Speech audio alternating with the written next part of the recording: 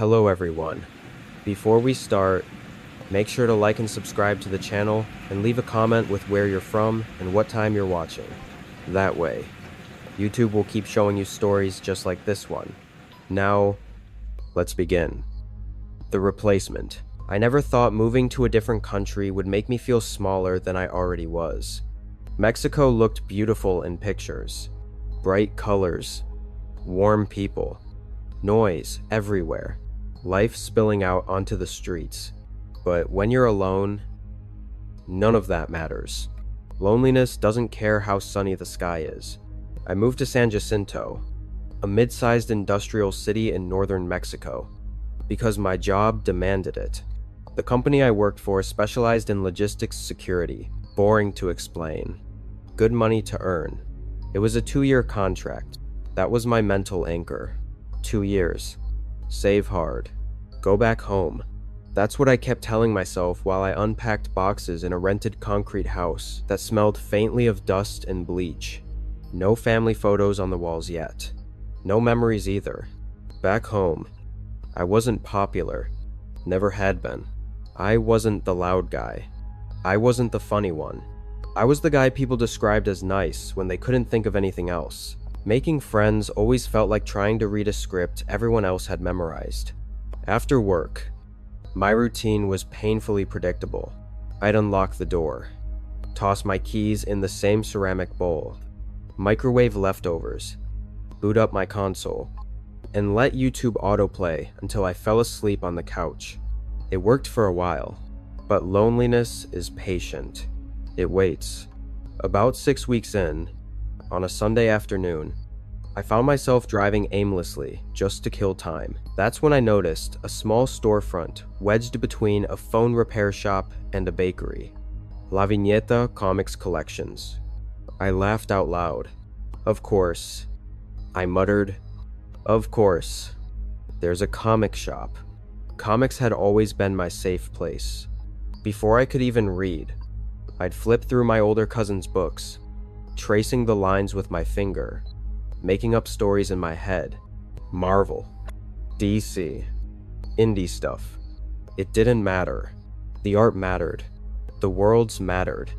I parked without thinking. Inside, the air smelled like old paper and plastic sleeves. A box fan hummed in the corner.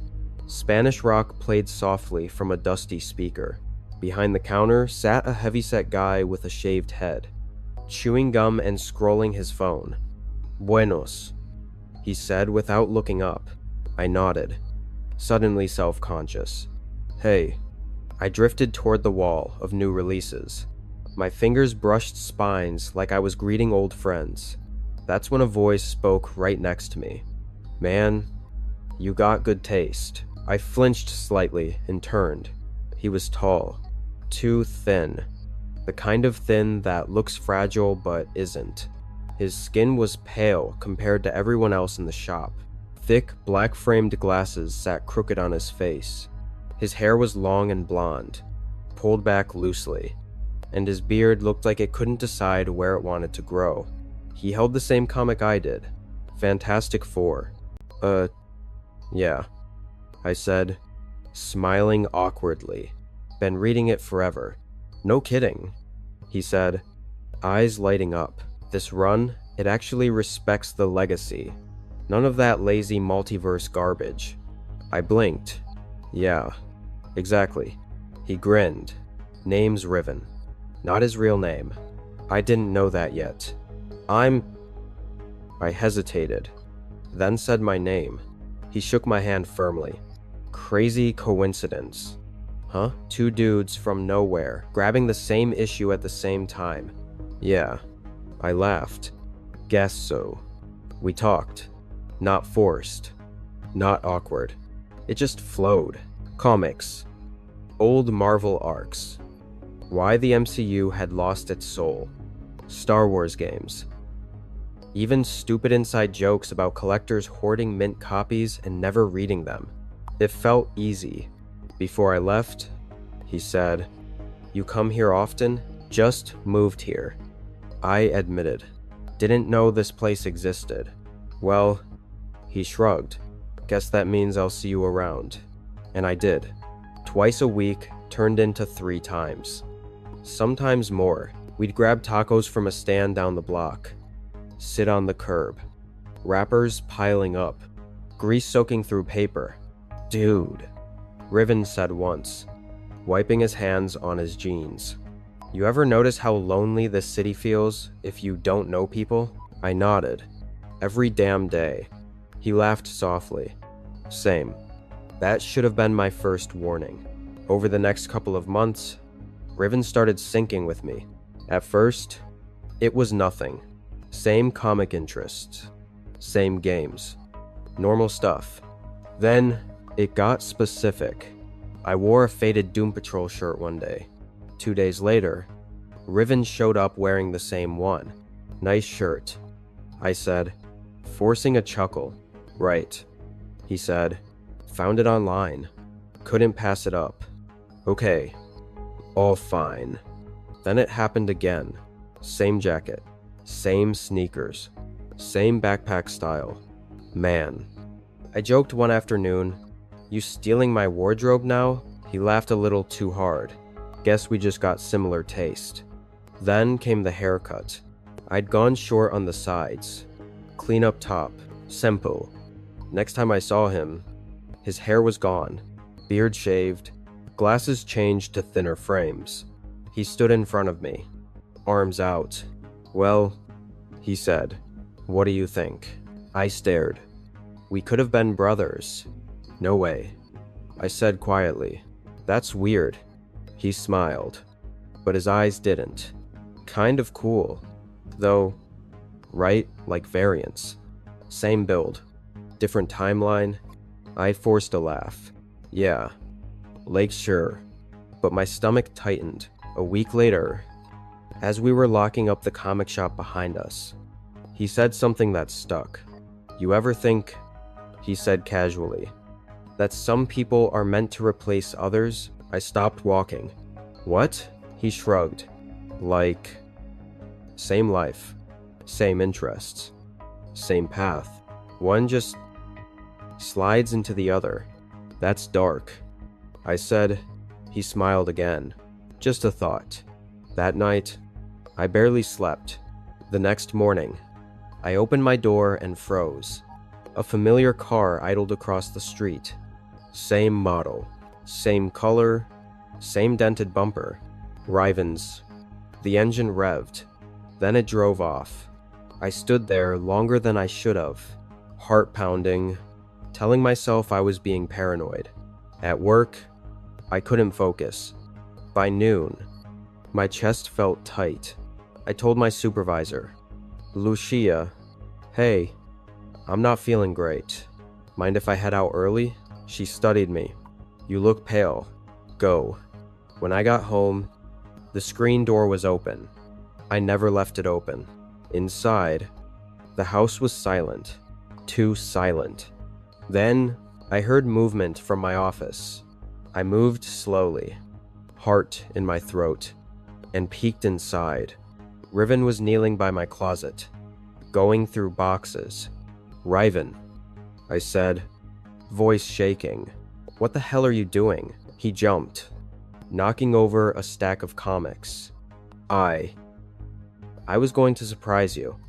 Man, he stammered. Thought you had a copy I was missing. My desk drawers were open. My laptop was unlocked. A box sat near his feet. My rarest comics. Financial documents. I noticed something else. His accent was gone. Before I could speak, he grabbed the desk lamp and threw it at my head. Everything went white. I hit the floor hard. A punch connected with my face. Then another. I heard him run. A car door slam. Tires squealing. When I came to, the box was gone. So was Riven. The police came. Asked questions I couldn't answer. No last name. No socials. Burner phone. One officer sighed. He wasn't your friend. A week later, I found one comic at a pawn shop. The owner frowned. Guy said his name was yours. He looked at me again. Honestly, he muttered, thought you were the same dude. I walked out, shaking, because that meant he wasn't just stealing from me. He was trying to be me. I didn't sleep for 3 nights after the attack. Every sound in the house felt amplified. The creak of the ceiling fan, a dog barking 2 streets over, a car slowing down outside my gate. Each time, my body tensed like it was bracing for impact. The police said they'd keep an eye out, which I already knew meant nothing. In a city like San Jacinto, people disappeared all the time.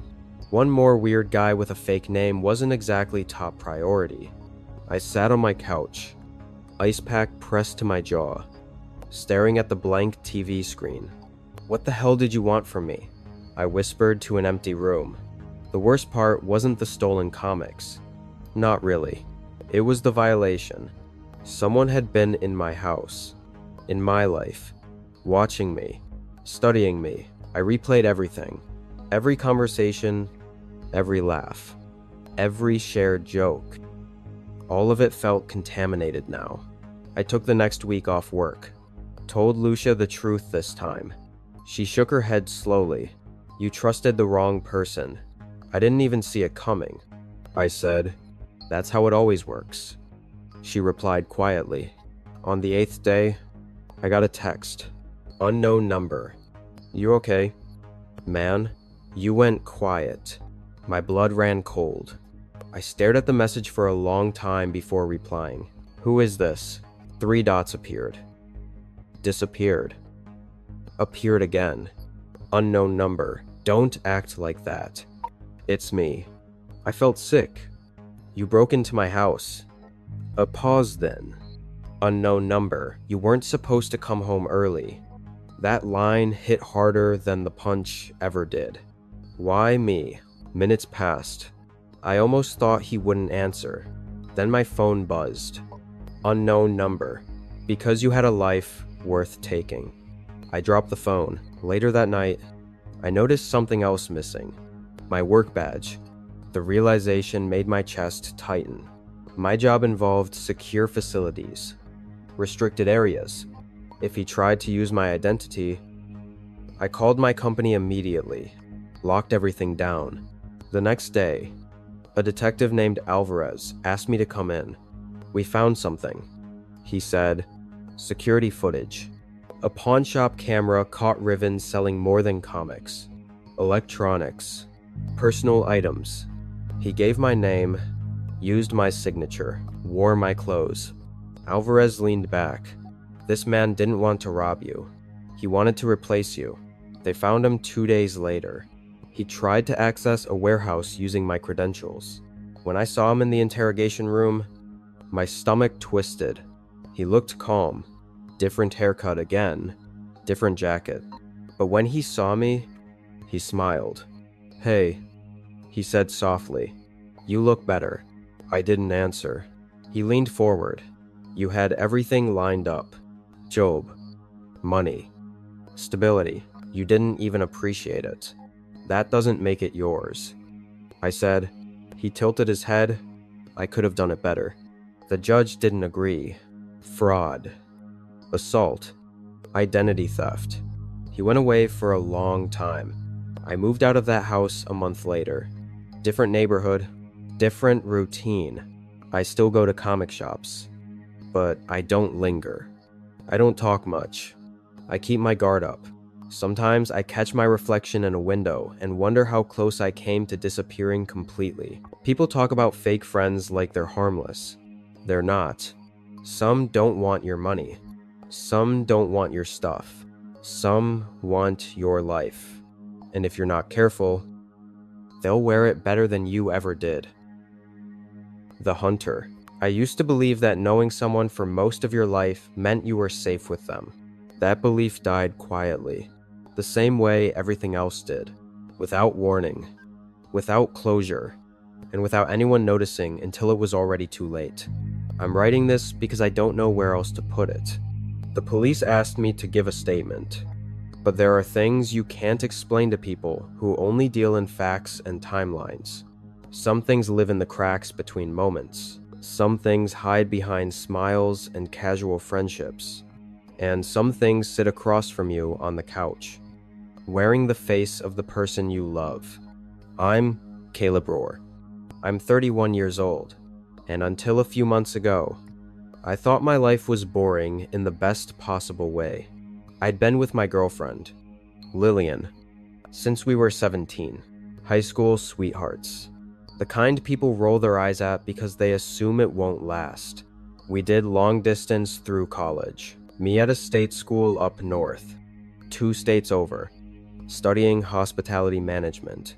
We survived bad Wi-Fi calls, missed holidays, and that quiet jealousy that creeps in when your lives are temporarily separate.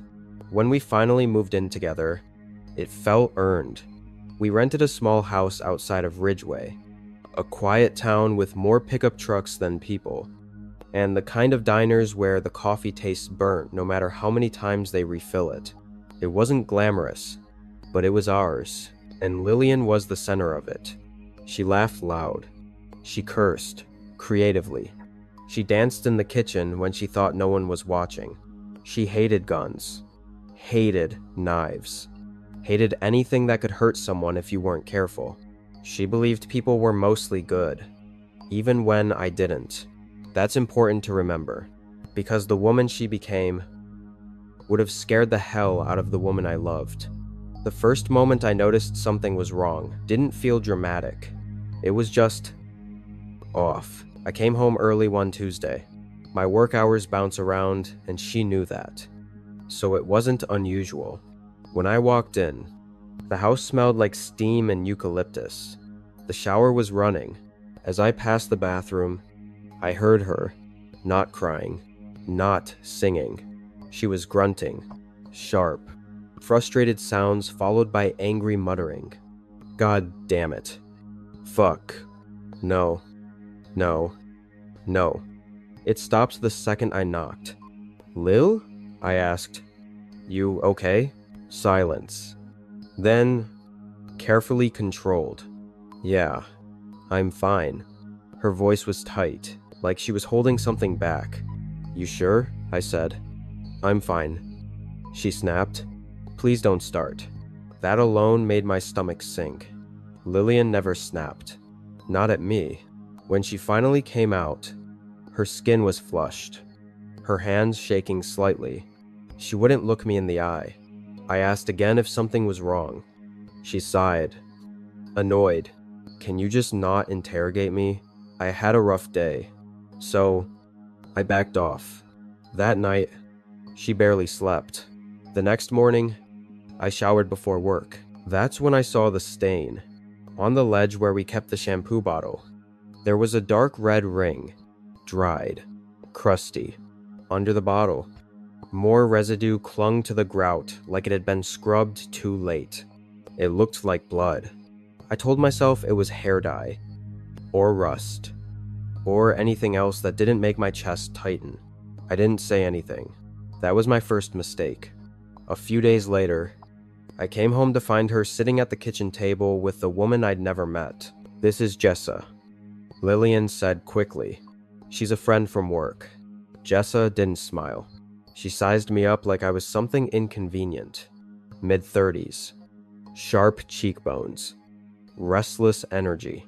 Her eyes didn't stop moving. Hey. I said, hey. She replied flatly. They had a laptop open. The second I stepped closer, Lillian snapped it shut. We were just about to head out, she said. Too fast. Jessa stood, grabbed her jacket. As she passed me, she leaned in slightly and muttered, "You don't know her like you think you do." Then she left. I stood there stunned. What the hell was that? I asked. Lillian's face went pale. She's just intense. Don't read into it. But I already was. That night, after she fell asleep, I opened the laptop. I wasn't proud of it, but something felt wrong in a way I couldn't ignore. Her browser was still open. The last page was a weapons marketplace. Not mainstream. Not regulated. The kind of site you don't stumble onto by accident. I scrolled. Search history showed missing persons articles, forums, maps leading to remote wooded areas outside town, places locals called dead zones because cell service vanished there. My hands started shaking. This was the woman who once cried because she accidentally stepped on a frog. Over the next week, Lillian disappeared emotionally. No laughter, no affection, no warmth. Her shoes were always muddy. Her phone stayed off. Her computer broke. And Jessa kept showing up. Always when I wasn't supposed to be home. The last time I saw her, her car was packed with bags. She stormed out after a hushed argument. As she passed me, she said, "You should have stopped her." Lillian collapsed on the couch. Ghost white. I asked her one last time, "What's happening to you?" She whispered, "I'll be okay soon. I promise." That was the moment I knew. I didn't recognize her eyes anymore. The truth came out 3 nights later. I followed her. She drove out past Ridgeway, past the highway, into the woods. I stayed far back, heart pounding, headlights off. She stopped near an old quarry. Jessa was already there. So was someone else. A man. Bound. Alive. I stumbled backwards. Snapped a twig. Lillian turned. She saw me, and she smiled. Not lovingly. Relieved. "I was wondering when you'd stop pretending," she said. Jessa laughed. "Told you he wasn't blind." They explained everything calmly, like it was normal. They weren't cheating. They weren't on drugs.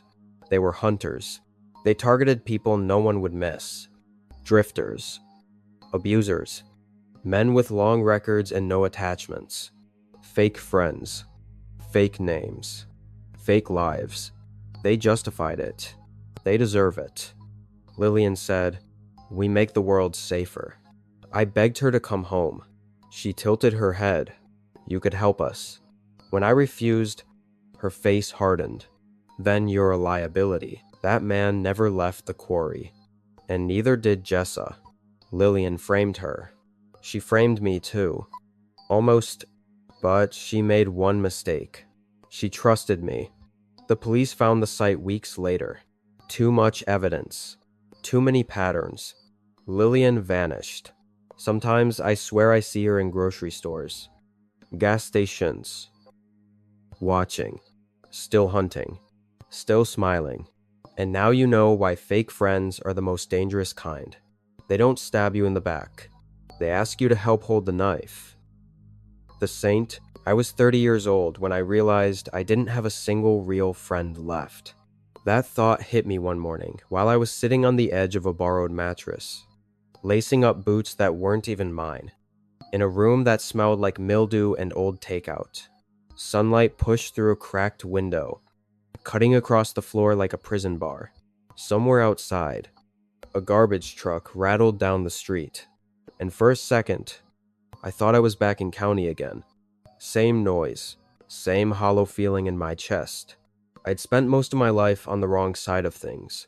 Not evil, not heartless, just stupid, angry, and convinced the world owed me something it was never going to hand over.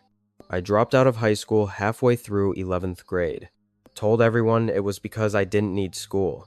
Truth was, I couldn't sit still, couldn't keep my mouth shut, and couldn't stand being told what to do by people I didn't respect. I thought I'd figure it out on my own. At 20, I caught my first charge. Nothing glamorous, just dumb street-level stuff. By 25, jail felt familiar. By 29, it felt inevitable. On my 30th birthday, I woke up with a split lip, a pounding headache, and a calendar reminder I didn't remember setting. 30 today. Don't waste what's left. I stared at that notification for a long time. I didn't cry. I didn't pray. I just felt tired. Deep tired. The kind that settles into your bones and doesn't leave. So, I tried to change. Not overnight. Not clean-cut redemption. Just small steps. I stopped hanging around the guys who only called when they needed something. I avoided bars. I started walking into places I never would have before. Community centers, volunteer kitchens, churches. Most of it felt fake. Smiles that disappeared the moment you turned your back. People more interested in being seen helping than actually helping. Then, one Saturday afternoon, I met Elliot Crane. It was at a rundown brick building tucked between a closed laundromat and a pawn shop in a neighborhood most people avoided after dark.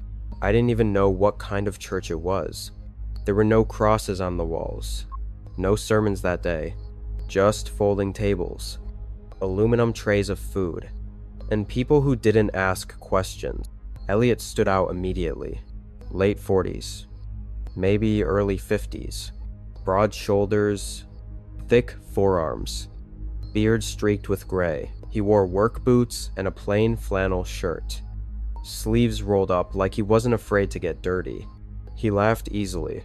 Real laughter. Not polite noise. "Grab a bowl," he said when he saw me hovering.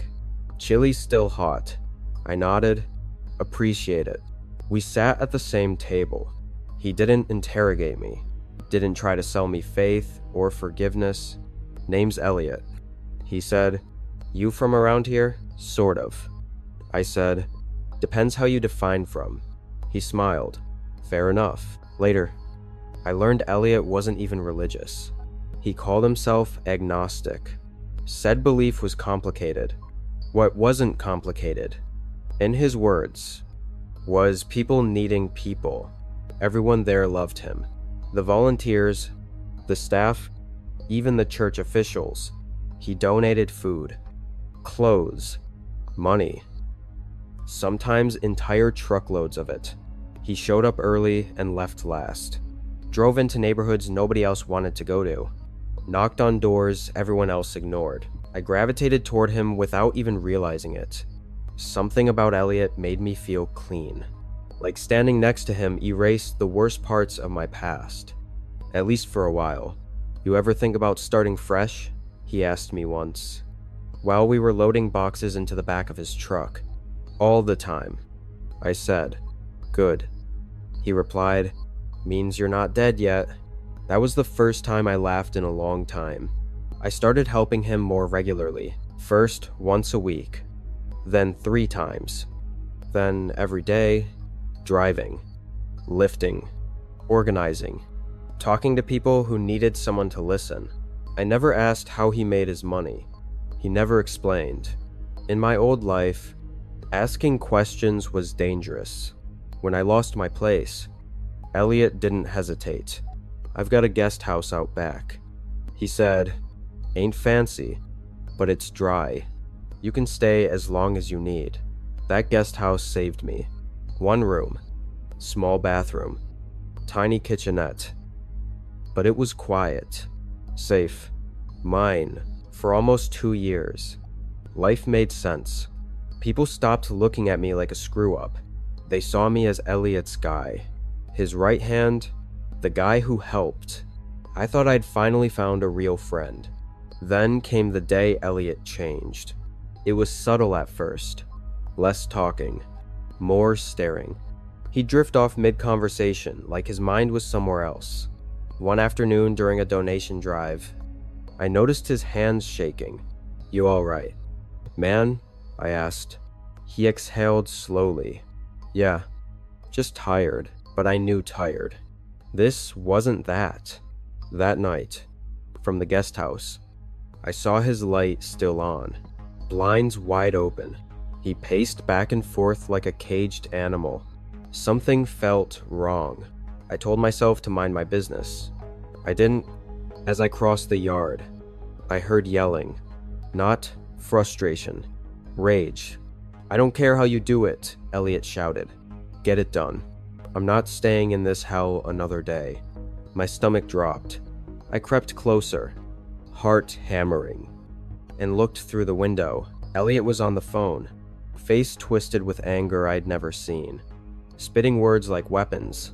When he turned and saw me, everything snapped. The door flew open. He charged. "What the hell do you think you're doing?" he screamed, grabbing my collar and slamming me against the wall. "I was just checking on you," I said, my voice barely steady. He accused me of spying, of trying to steal from him, threw me to the ground, kicked me when I tried to stand. "Stay right there," he yelled, storming back inside. Through the window, I saw him rip open a chest and pull something out. Long, heavy. I didn't wait. I ran, grabbed my bag, cut through the woods behind the property, from the tree line. I watched him smash into the guest house, screaming my name, holding that long object like a weapon. I didn't look back again until I hit the road. At a convenience store, I begged the clerk to call the police. They arrested him that night. Later, I learned Elliot Crane wasn't his real name. Nothing about him was real. No records, no history, no explanation. Just a man who built a life on kindness and control, who broke the moment someone saw behind the curtain. I still think about him, about how safe he made me feel, about how easy it was to believe.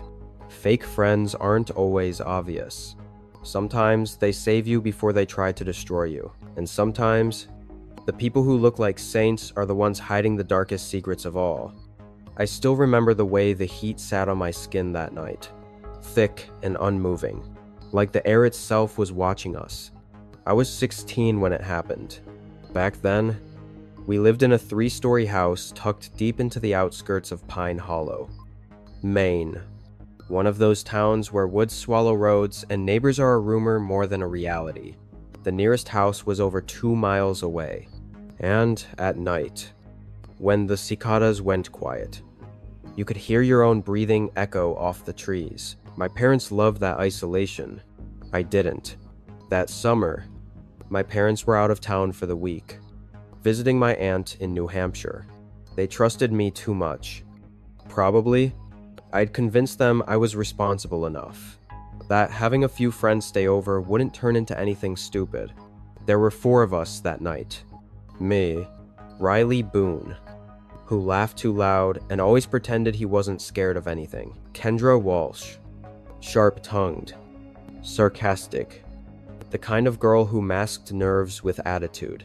And Landon Pierce, quiet, observant, my so-called best friend since middle school. Fake friends don't look fake at first. They never do. It was Riley's idea to go to the beach. Pine Hollow Lake was about a 15-minute drive. And at night, it felt like we owned the place. No tourists, no families, just dark water and warm sand that still held the sun's heat. "Come on," Riley said, tossing me the keys.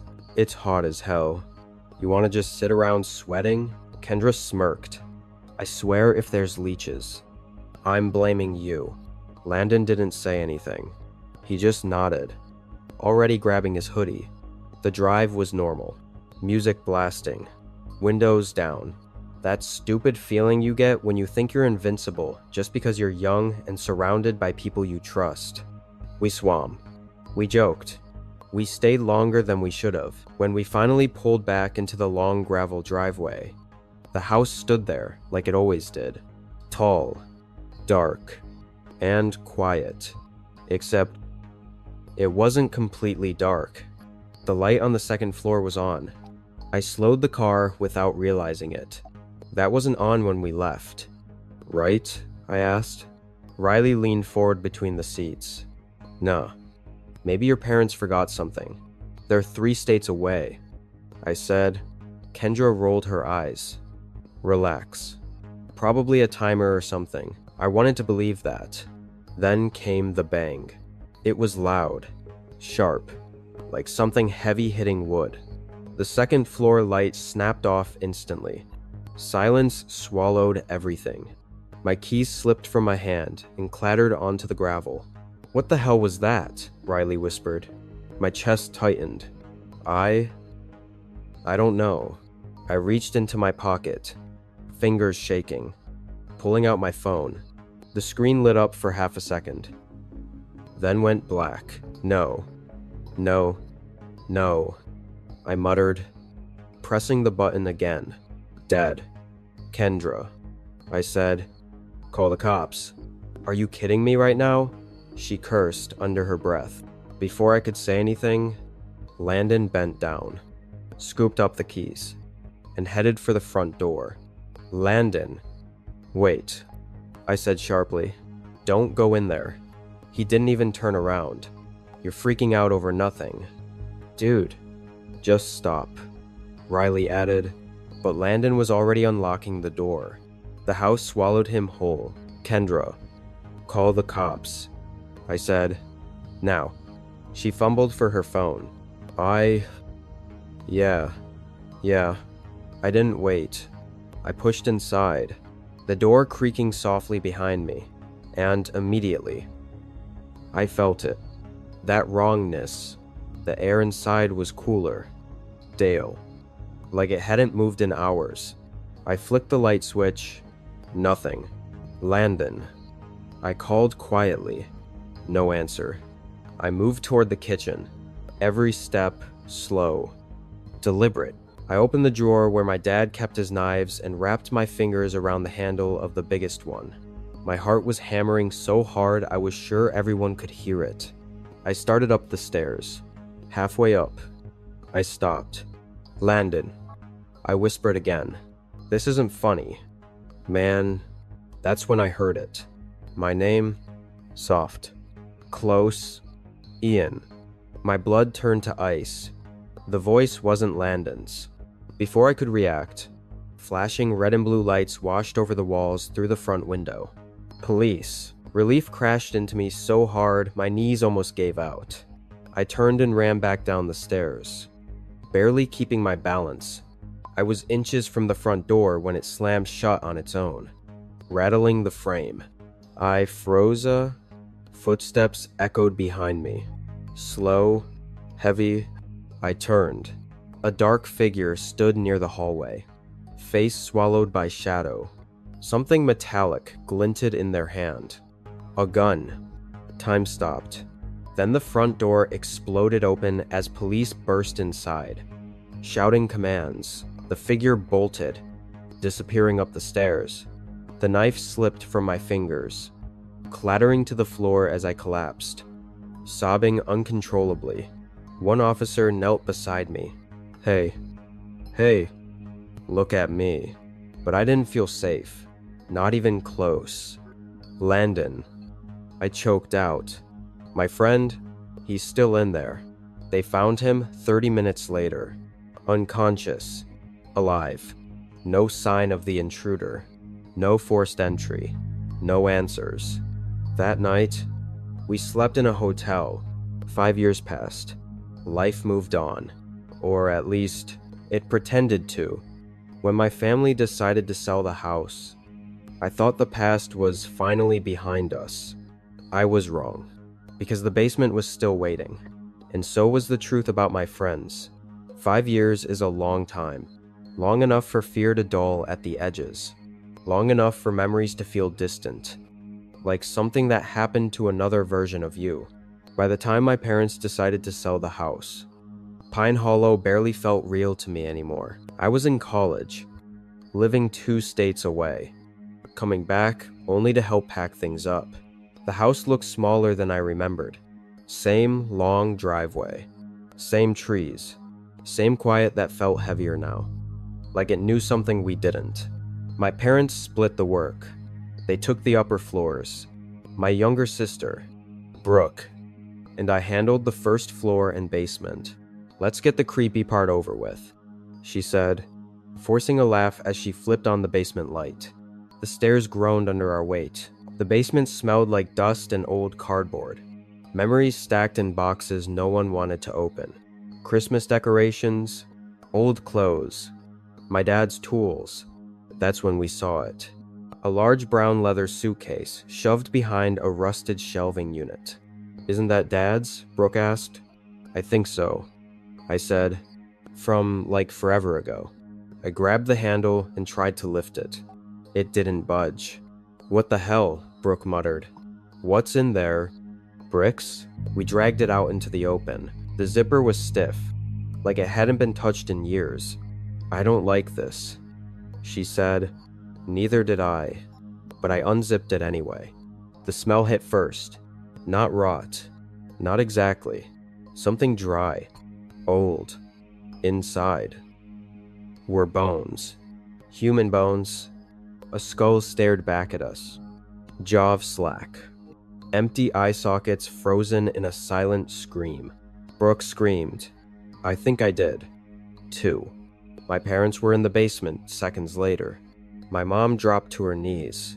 My dad turned pale, hands shaking as he backed away. The police came again. They took the suitcase, took statements, asked questions that made my stomach twist. How long have you lived here? Anyone missing? Any strange incidents? That last question dragged the memory out of me like a splinter.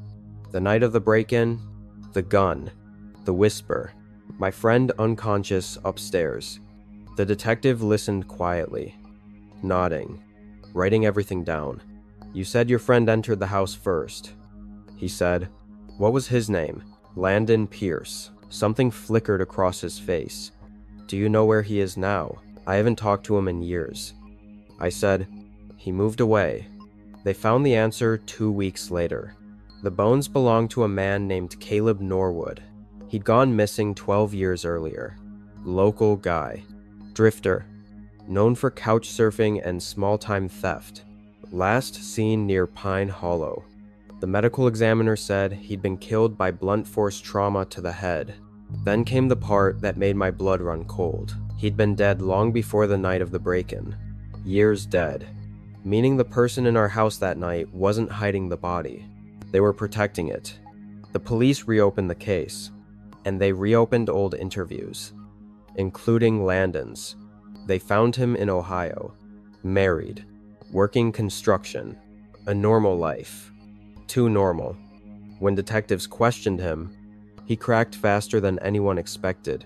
Caleb Norwood had been his uncle, a man who used to crash with Landon's family when he was a kid. A man Landon said was abusive, too violent, drunk. One night, during a visit years ago, Caleb followed Landon home from school. They argued in the basement. Landon grabbed a tool, hit him once, panic did the rest. My dad's old suitcase became a coffin. Landon never meant to leave him there forever, but time has a way of locking mistakes in place. The night we went swimming, Landon had come back to the house first. He'd seen the light on. He panicked. Riley knew. Kendra knew. They weren't stupid. They just didn't care enough to stop him. Fake friends don't protect you. They protect themselves. The whisper I heard on the stairs? Landon. The gun? Not to kill me. To scare me. To make sure I ran. The friend found unconscious? Riley knocked out because he threatened to talk. I was never supposed to go upstairs. I was never supposed to go into the basement years later either. Landon was arrested. Riley and Kendra were charged as accessories after the fact. The house sold. I don't talk to any of them now. Sometimes late at night. I think about how close I came to being another secret hidden in that house. And I wonder, how many people are still living beside the truth without knowing what's buried beneath them? I remember the exact sound of the locker slamming shut behind me the first day I met him. Metal on metal. Sharp. Final. It echoed down the hallway of Westbriar High. That ugly concrete building everyone in Millstone, Oregon, pretended wasn't falling apart. The bell hadn't rung yet. Kids were still dragging their feet, yawning, clutching energy drinks like lifelines. That's when someone bumped into my shoulder hard enough to almost knock my books out of my hands. Shit. Sorry. Man. I turned, already annoyed, ready to snap back. And then I stopped, because I was looking at myself, not in some vague, distant way. Not like, oh, you kind of resemble each other. No, this was unsettling. Same height, same narrow jaw, Same nose that had been broken once and healed slightly crooked. Even the same tired eyes that looked like they'd seen more than a 17-year-old should.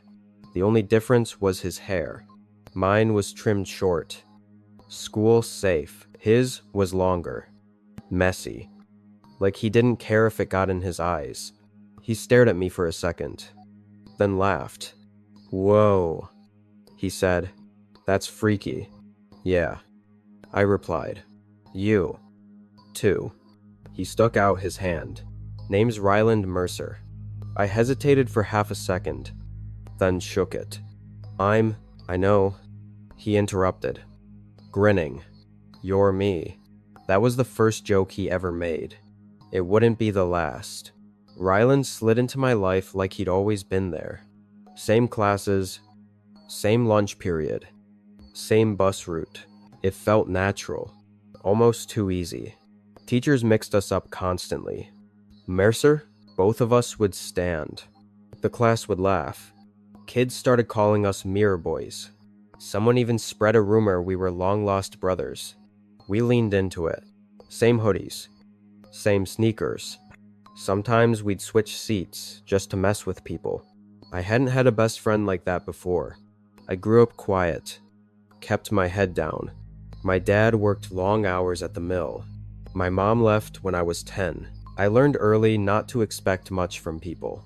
Ryland was different. He talked non-stop. About music. About girls. About how Millstone was a dead-end town and how he was getting out no matter what. "You ever feel like everyone here is stuck on repeat?" he asked me once. Sitting on the hood of my car outside Jasper's Gas and Go. I nodded. "Yeah." He smirked. "Good. Means we're not like them." I believed him.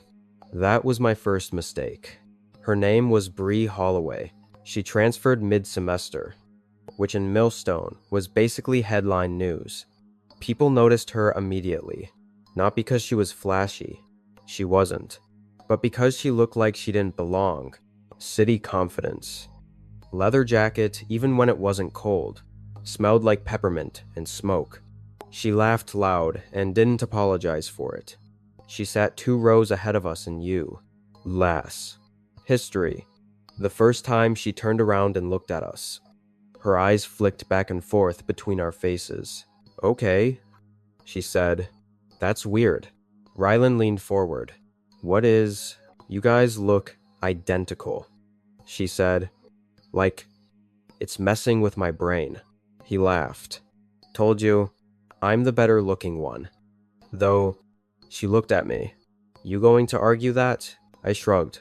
"I don't argue with liars." She smiled at that. That smile dug in deeper than I expected. At first, nothing changed. We joked. We talked. Bree floated between us like it didn't matter. But it did. Slowly. Quietly. Ryland started watching more than talking. If Bree laughed at something I said, his smile would tighten. If she sat closer to me, he'd find a reason to leave early. One afternoon after school, he snapped. "You think you're slick." "Huh?" he said, shoving my shoulder as we walked across the parking lot. "What?" I said, confused. "You're always trying to one-up me." I laughed, thinking he was joking. "Dude, relax." He didn't laugh back. That was the first crack. They got worse. Little things turned into arguments. Who Bree texted first. Who she waved at in the hallway. Who she sat next to during lunch. One night, behind the closed grocery store on Route 14, it turned physical. Ryland shoved me hard enough that my back hit the brick wall. "You think you're better than me?" he hissed. I stared at him. "No. I think you're acting crazy." His eyes were wild. "She likes you."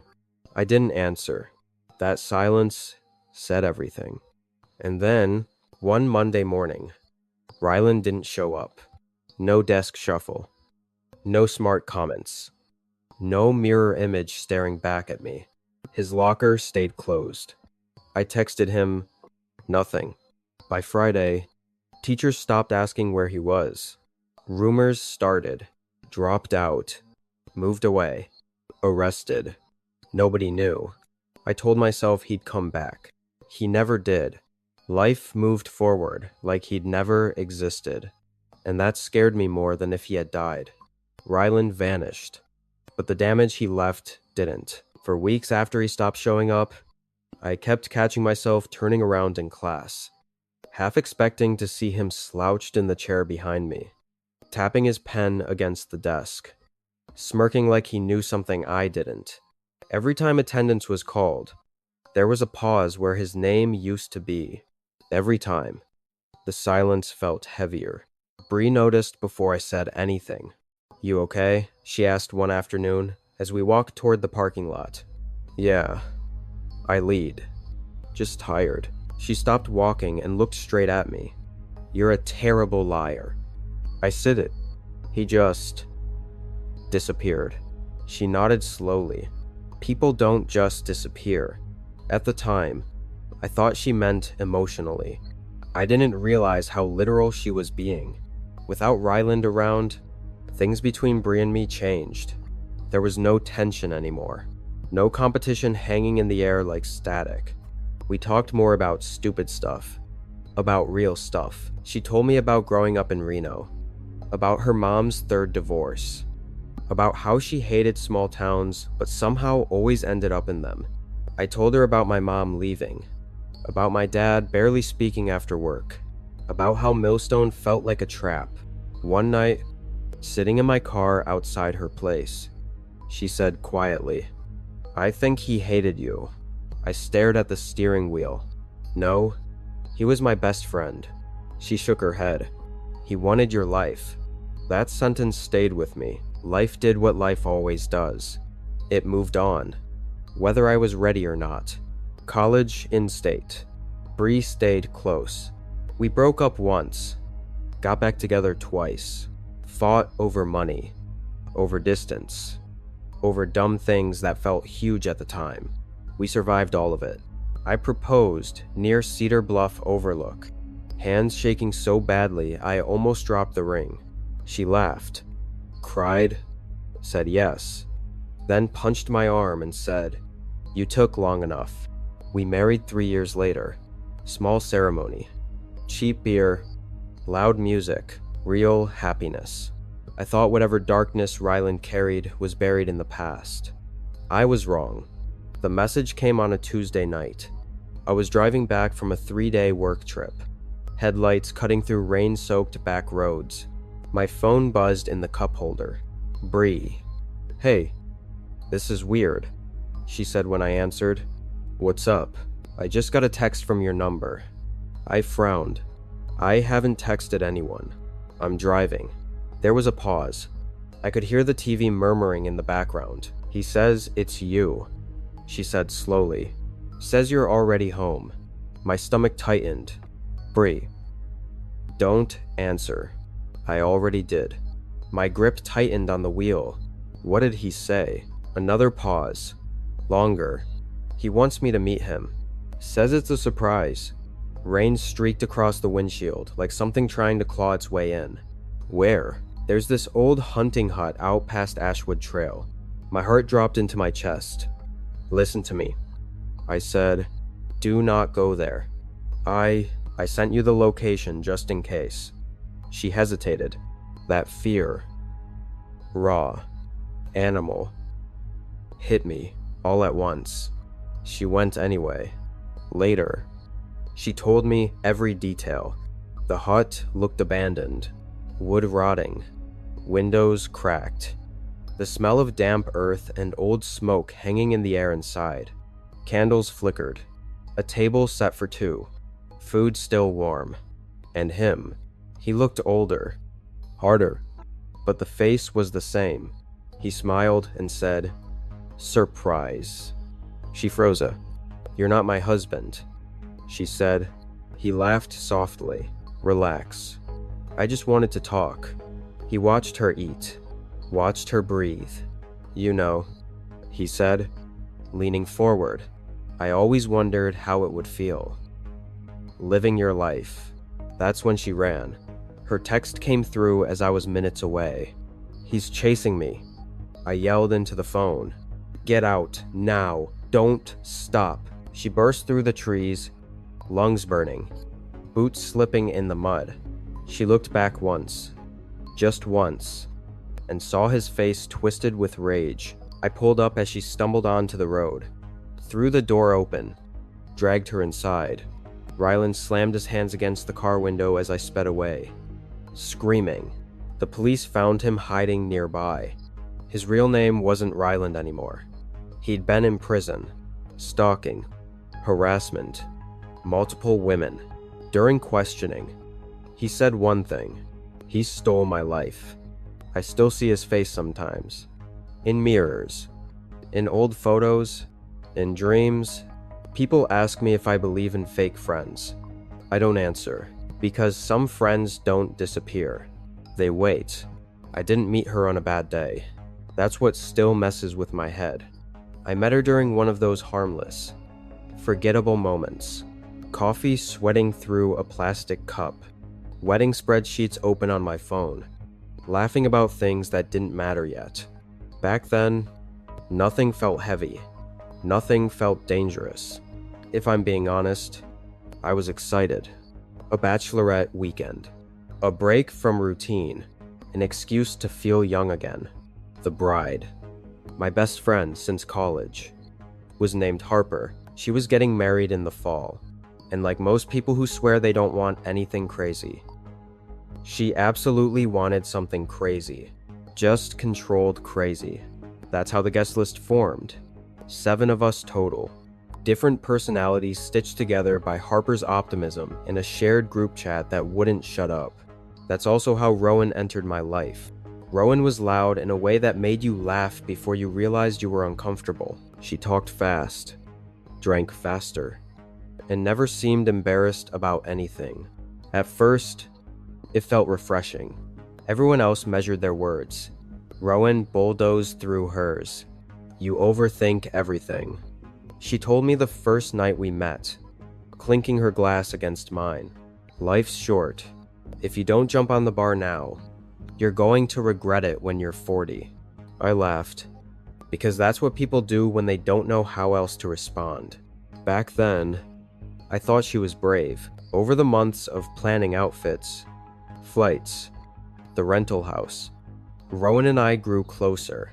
Not in some deep soul connection way, but in that convenience-driven friendship way. Drinks after work, complaining about coworkers, talking about men we were done with but kept texting anyway. She told me once, half drunk, people either love me or can't stand me. No in between. I should have heard that for what it was. By the time our trip rolled around, though, something had shifted. Rowan had started snapping over nothing.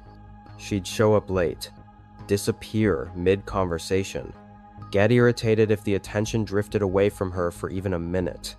I told myself it was stress, or nerves, or just who she'd always been. The city we picked wasn't Nashville. We went to Redwood City, Tennessee, a place people went to pretend they were wild for a weekend and responsible the rest of the year. Neon lights, live music bleeding out of every doorway. The kind of energy that convinces you bad ideas are memories in the making. The house we rented sat just outside downtown. Big porch, string lights, enough bedrooms so no one had to share if they didn't want to. When we arrived, Harper actually teared up. This is perfect, she kept saying. Please don't let anything go wrong. Rowan downed a canned cocktail and said, relax. Worst case, we get kicked out of a bar. That's how you know it's a good night. The first night should have been our warning. Rowan climbed onto a bar during our second stop. Boots slipping. Drinks sloshing everywhere. And when security told her to get down, she laughed and leaned back like gravity was optional. She fell hard. The sound her head made against the floor cut through the music in a way I'll never forget. Everything went silent for half a second. Then chaos. She popped up laughing, blood already streaking into her hairline. I'm fine, she said, waving us off. Jesus. Don't look so scared. We were escorted out, After that, it spiraled. Arguments with strangers, screaming at a bartender, shoving one of Harper's cousins because she looked at her funny.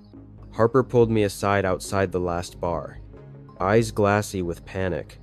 "I just want to go back to the house," she whispered. "I don't want to remember my bachelorette like this." When I told Rowan we were heading back, she turned on me like a switch flipped. "We didn't drive all this way to sit on a couch." She snapped. "If you want to play house, you should have stayed home. It's not about you." I said, "It's Harper's weekend." Rowan laughed, but there was nothing funny in it. "You always do this," she said. "Act like you're better than everyone." Before anyone could respond, she turned and disappeared back inside. We left. That night at the house was quiet in the best way. Barefoot in the kitchen. Cheap wine. Someone found an old game console, and we ended up yelling over virtual bowling like teenagers. For a few hours. Rowan didn't exist. At 2:37 a.m., my phone buzzed. A picture. Rowan. 3 girls I didn't recognize. 1 guy. All flipping off the camera. No caption. I texted her. Nothing. Called straight to voicemail. I checked every room in the house. Every couch. Every blanket. She wasn't there. At sunrise, opinions were split. Leave her. One girl said. She made her choice. I couldn't. Not really. By the time Harper woke up, tension filled the house. Bags half packed. Coffee untouched. We were minutes away from calling the police. When Rowan finally called, she sounded wrecked, slurred, angry. "You're all trash." She yelled, "You ditched me. We're at the house." I said, "Just come back. We need to go to the airport." "I don't need you." She snapped, "I'll get home my own way." Then she hung up. She blocked us, all of us.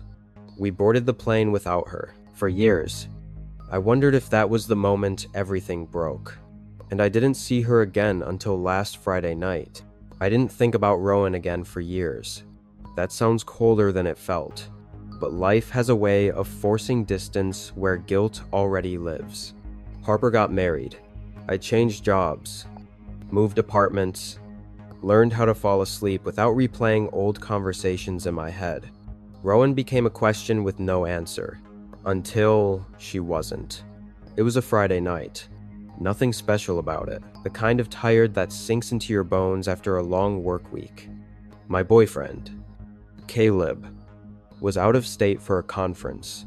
I'd already changed into an oversized t-shirt, poured myself a glass of red, and decided the couch was as ambitious as I was getting. Around midnight, I started getting ready for bed.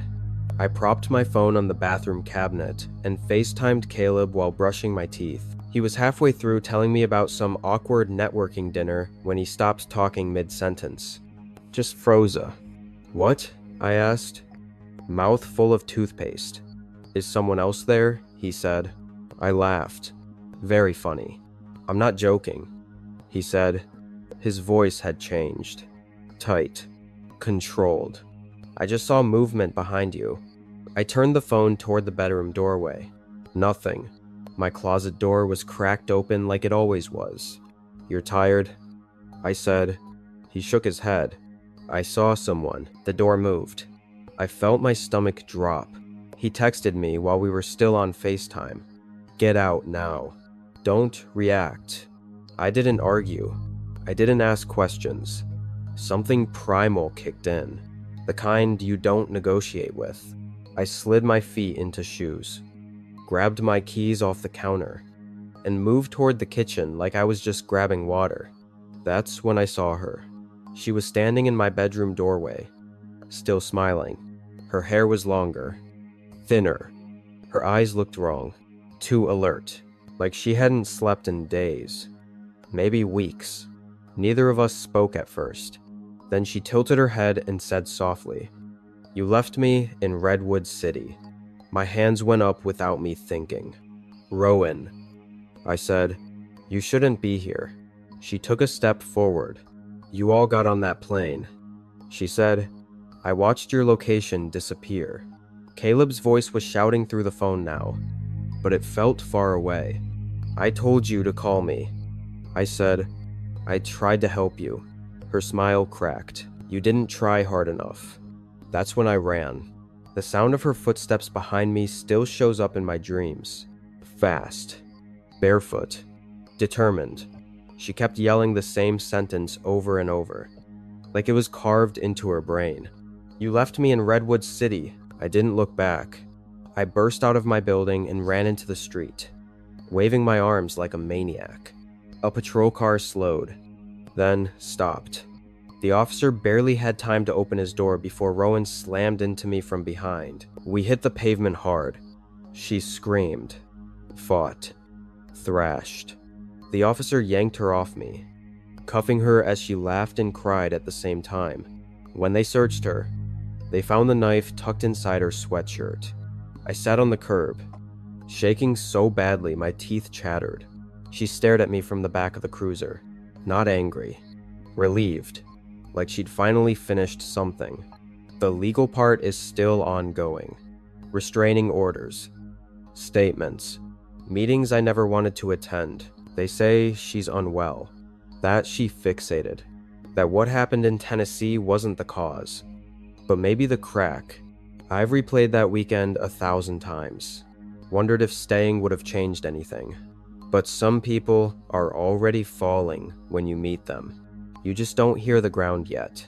Be careful who you call a friend, and be kind, but not blind. Some people don't want saving. They want someone to blame. I never believed in gut feelings. People talked about them like they were some magical internal alarm system, like your body just knew when something was wrong. I always thought that was bullshit. Fear dressed up as intuition, anxiety pretending to be wisdom. Turns out, your gut does know. The problem is, most of us don't listen. When all of this started, my life was painfully ordinary. I was 29 years old, living alone in a rented duplex on the edge of Riverside Bluff, Missouri. Riverside Bluff was the kind of town that tried to feel bigger than it was. New coffee shops popping up next to pawn stores, craft beer signs hanging above streets that still smelled like diesel and rain. It wasn't charming. It wasn't awful either. It was just there. I worked weekdays at a physical therapy clinic near the river. Front desk, scheduling, insurance calls, 8 to 5. Same routine every day. My coworkers were nice enough, but nobody really knew each other beyond surface level. Lunch breaks were spent scrolling phones, complaining about patients, counting minutes. After work, I usually went home, reheated something frozen, and watched whatever Netflix suggested until my eyes felt heavy. I wasn't depressed. I also wasn't happy. I was stable, and at that point in my life, stability felt like success. I met Evan Mercer on a random Thursday night in early May. Not online, not through friends, not through work. It was one of those stupid coincidences that feels meaningless until it isn't. I'd stopped at a gas station off Route 14 after work. One of those places with flickering lights and floors that always felt slightly sticky. I was standing at the cooler, debating between 2 energy drinks I didn't need, when someone behind me said, "Don't get that one. Tastes like battery acid." I turned around. Evan was smiling at me like we already knew each other. Tall, around 6 foot, lean but solid, like he worked out without making it his personality. Dark hair, a little messy, light stubble along his jaw, clean hoodie, jeans, sneakers that weren't flashy but looked new. He didn't look intimidating. He didn't look sketchy. He looked normal. "Which one then?" I asked. He pointed. "That one won't ruin your night." I grabbed it. "If it does, I'm blaming you." He laughed softly. "Fair." We walked to the counter together. Small talk, Where you from? What you do? Nothing deep. Nothing personal. As we paid. He said, I'm Evan. By the way, I'm Paige. Well, Paige, enjoy the not battery acid. And that should have been it. But it wasn't. A week later, I saw him again at Dockside Tap, a bar near the river that everyone pretended wasn't trashy because they installed Edison bulbs and called their fries hand-cut. I was there with coworkers. He was there with nobody. Battery acid girl. He said when he spotted me. I laughed. Energy drink snob.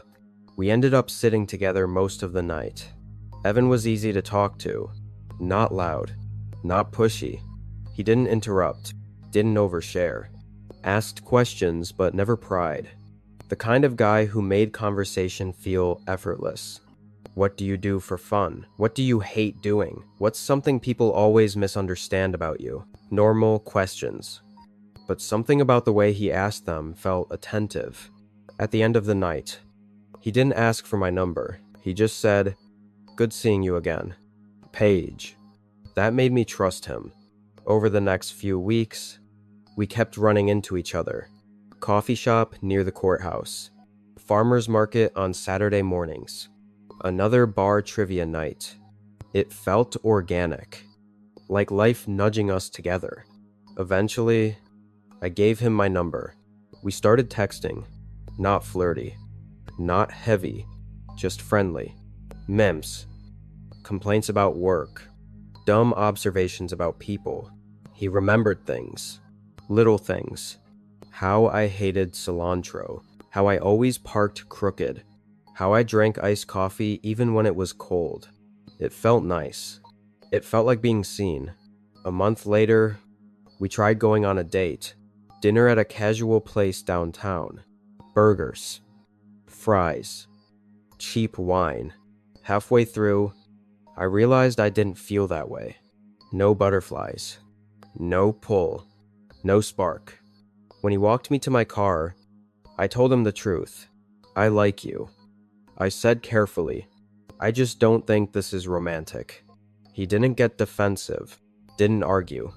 Didn't push. He nodded. Yeah, I get that. I don't. Relief washed over me. I'd still like to be friends. He added, if you're cool with that, I am. I said, and I meant it. Our friendship deepened fast. Texts every morning. Long conversations late at night. Phone calls when one of us couldn't sleep. I told Evan things I hadn't told anyone in years. How my dad left when I was 16. How my mom pretended everything was fine when it wasn't. How silence made my thoughts spiral. He listened. Never judged. Never rushed to fix things. Just listened. At the time, it felt rare. Now I know. He was learning me. About 2 years later, Evan disappeared. No warning, no explanation. His number stopped working. His Instagram vanished. Mutual acquaintances said he moved out of state with a girlfriend. Someone else said it ended badly. I felt a brief sting. Then life went on. People drift. I didn't think about him again until one Friday night in late September. I was at Anchor Point. My usual bar. Same seat. Same bartender. Same playlist. I was mid-conversation when the front door opened. I felt it before I saw him. Evan stood there like nothing had changed. Same smile. Same posture. Same calm presence. Paige, he said softly. I hugged him without thinking. And that's where everything truly began. When Evan walked back into my life that night at Anchor Point, it felt unreal. Like seeing someone you dreamed about and forgotten. Suddenly standing in front of you in flesh and blood. I thought you moved. I said, still holding on to his arms, like if I let go. He'd disappear again. I did. He replied. For a while, he didn't elaborate. Just smiled. We sat together most of the night. He ordered water, no alcohol. I noticed it, but my brain brushed it off. Some people quit drinking. Some people just don't feel like it. I miss this place, he said, glancing around. You never even liked bars. I laughed. People change. He replied, that sentence should have stuck with me more than it did. Over the next few weeks, Evan was everywhere again, texting me, good morning, calling me on his drive home, showing up when I mentioned I was tired. He remembered everything, still did. How I hated being cold, how I preferred aisle seats, how thunderstorms made me uneasy. It felt comforting, until it didn't. We started dating slowly, not official at first. Dinners, movie nights, him staying over. No pressure, no labels, but there were rules. He didn't like Anchor Point anymore. Didn't like when I went without him. Didn't like certain coworkers. They don't really care about you, he'd say calmly. I see how they talk. At first, I defended them. Then, without realizing it, I stopped. The first time I really felt something was wrong was a Tuesday night. I told him I was going out with coworkers after work. His smile faltered for half a second. Which bar? Anchor Point? He exhaled slowly. I'd rather you didn't. Why? I asked. Bad memories, he said lightly. That place just messes with my head. I agreed not to go. That's how it starts. Not with control, but compromise. A month later, my friends begged me to come out. Evan said he'd pick me up later. When I ordered my drink, the bartender, Rachel, froze it. Her face drained of color. She barely made eye contact when she slid the glass toward me. I caught her staring at me all night. When I went to the bathroom, she followed, locked the door. I'm sorry, she whispered. I have to say something. Her hands were shaking. You're Evan's girlfriend, right? My stomach dropped. She told me everything. How she dated him 2 years ago. How he talked about me constantly. How he compared her to me. Then came the photos. Folders. Thousands. Me walking. Driving. Sitting at cafes. Pictures taken through my windows. I confronted him, she said. Voice breaking. He deleted everything. Threatened me. Then vanished. She looked terrified. And suddenly, I was too. When Evan picked me up, I told him every word. He stayed quiet longer than normal. Then he smiled. I loved you, he said. I still do. I stared at him. So, it's true. He pressed the gas. The car surged forward. My heart slammed against my ribs. Evan, slow down. 70, 80. Nina T. I screamed, grabbed his arm. His face didn't change. The curve came too fast. We didn't make it. The guardrail shattered. The world flipped. Metal screamed. Then nothing. I woke up upside down. Glass everywhere. Blood dripping into my eye. Evan was unconscious. I crawled out. Called 911. Told them everything. They arrested him. They searched his devices. They found the photos. Thousands of them. Years worth. He was charged with attempted murder. Recovery took months. Nightmares longer. Sometimes I still check my windows. Sometimes I still flinch when someone remembers too much. But I survived because one woman locked a bathroom door and told me the truth. I used to think fake friends were just people who talked behind your back. Now I know better. Some fake friends don't want to hurt you. They want to own you. I was never the kind of person who believed bad things only happened to other people. That belief died on a warm afternoon, sitting in the passenger seat of my mom's car with grocery bags at my feet and nothing but ordinary thoughts in my head. The kind of ordinary that makes you careless. The day didn't feel dangerous. It felt boring. We'd just left Harlan's Fresh Market, the one wedged between a tire shop and a payday loan place off Old Creek Parkway. The parking lot was cracked. Shopping carts rattled like loose bones, and the automatic doors always took a second longer than they should. My mom tossed the receipt into the cup holder inside. "Next time," she said. "You're carrying the heavy stuff." I smirked. "You say that every time." She pulled onto the road, tapping the steering wheel along with the radio. Some local station talking about weather warnings and road construction. Same old noise. I leaned my head against the window, watching the buildings slide by. That's when the green car showed up. It eased into the lane beside us, like it had been there the whole time. Nothing flashy. No tinted windows. Just there. I noticed it, then dismissed it. People notice cars all the time, but my mom didn't. She noticed something else. Her posture changed. Her shoulders stiffened, like someone had just whispered something terrible in her ear. She checked the side mirror once, twice. Her jaw tightened. I sat up. "Mom?" No answer. She checked the mirror again. The radio clicked off. That's when I felt it.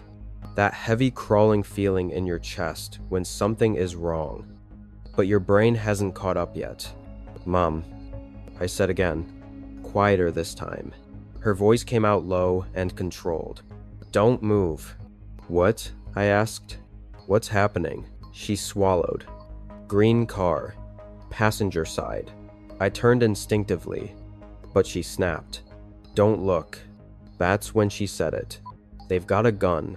The words didn't land right away. Gun, like a joke, a misunderstanding. I laughed. A sharp, nervous sound. "Mom, you're tripping." "I saw it," she said, clear as day. My stomach dropped so fast it made me dizzy. "What do you mean you saw it?" I whispered. "Two women," she said. One driving, one lifted something from her lap. Metal. Black. The traffic light ahead of us was red. Cars idled. People crossed the street like nothing in the world was wrong. My heart was slamming so hard it hurt. Why would someone... I don't know, she said. "I don't know why." Her foot hovered over the gas. The second stretched. I felt trapped, boxed in by glass and steel. "What do I do?" I asked. "Nothing," she said. "You stay still." The light changed. Green. She floored it. The engine roared like it had been waiting. I slammed back into the seat as we shot forward. The car behind us honked. Tires squealed. My phone slid off my lap and smacked the floor. I looked back. The green car turned. It disappeared down a side street like it had never existed. My mom didn't slow down until we were miles away. She pulled over behind a closed pharmacy, hands shaking so badly she had to grip the wheel to stop them. I started crying. Not loud, just quiet. Broken sobs I couldn't control. "Why didn't they follow us?" I asked. She shook her head. "I don't know. We sat there for a long time. Neither of us spoke. We didn't call the police. We didn't write anything down. We just went home. My grandfather was already there, sitting at the kitchen table with his coffee like he always was at that hour. Same chair, same mug, same calm face. My mom told him everything. He didn't interrupt, didn't react. When she finished, he nodded once and said, "You trusted your instincts. That's what matters." I wanted him to be angry. I wanted him to say something dramatic, but he didn't. And somehow, that scared me more. After that day, something changed in me. I noticed things too much. Green cars made my chest tighten. Strangers made my palms sweat. But worse than that, people, friends, the way they watched you when they thought you weren't looking. A year later, my mom told me a story. She said she'd heard through a friend of a friend. I didn't know then that it would change how I looked at trust forever. There was this woman, she said, name doesn't matter, late 40s, lived alone. We were folding laundry, the TV humming quietly in the background. She always wanted kids. My mom continued, never happened. Life got in the way. I nodded, listening. "So, She flies overseas. Different country. Different rules. She adopts a little girl. What country? I asked. My mom shook her head. Doesn't matter. The girl was quiet. Polite. Grateful. Or so everyone thought. Years passed. College came. Then drugs. Then violence. One night, my mom said softly, they fought. And the girl killed her. I stopped folding. What happened to the girl? My mom shrugged. Nobody knows. Family cut ties. Court couldn't decide what she was. What do you mean? They thought maybe she wasn't evil. My mom said, maybe she was just broken. That word stuck with me. Broken.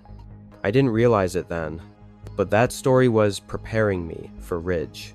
Ridge showed up in my life like he belonged there. He sat next to me in class one day without asking, flashing a smile like we were old friends. You look like you hate this place as much as I do, he said. I laughed. That obvious? Yeah. He said, you've got that "why am I here" face. That was how it started. Fast. Easy. Too easy. Ridge knew how to mirror people. If you joked, he joked. If you complained, he agreed. If you trusted him, he leaned in closer. And I trusted him at first, but little things started adding up. He knew where I worked, when I got off, who I lived with. Things I didn't remember telling him. One night, I asked him straight up, how do you know all this? He laughed. Man, you talk more than you think. But something in his eyes shifted, just for a second.